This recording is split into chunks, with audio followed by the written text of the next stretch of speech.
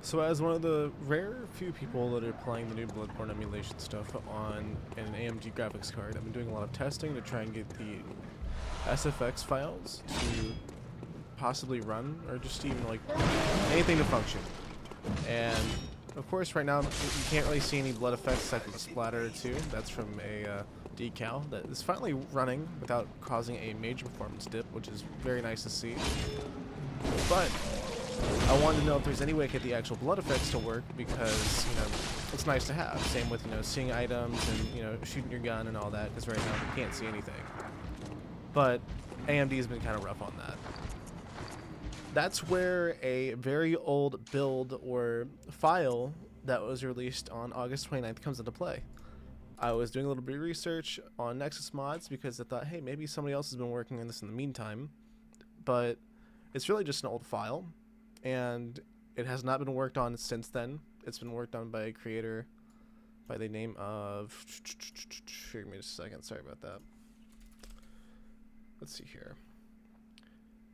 Extreme Flames 777, and this was made around when the build was starting to get popular and people wanted to, you know, try Bloodborne on the emulator with, you know, their, of course, their copies.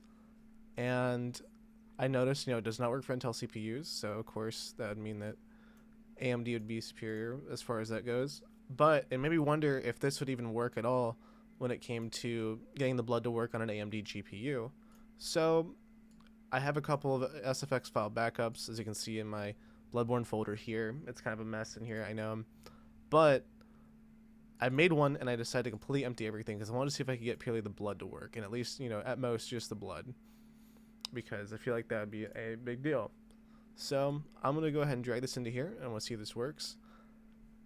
It should for the most part, but from what I was playing earlier, it did not look like it could handle healing or anything that was like super duper, you know, anything but like blood and gun stuff. So we're gonna give this a try. I'm gonna launch Shad PS4 with that in, and we're gonna see if we can get to boot, because anything else that would like load, it would just not work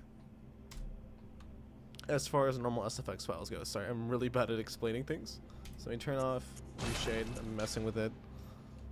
I'm gonna try and loading in,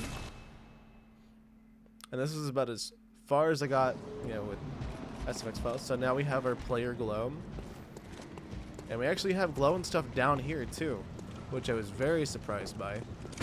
As you see, we can shoot, and it does give us the effects for shooting. Same with the blood. The blood works. So the basics here work. But here, let me try and kill these guys, and then I'll show you. And of course, you also have the lights here, which look absolutely horrendous. And you also have weapon effects. So this has a lot of things that, you know, you can't get on AMD right now, which is semi-working here. But I'm going to show you the main caveat with this build. So I'm going to go over here, away from everything.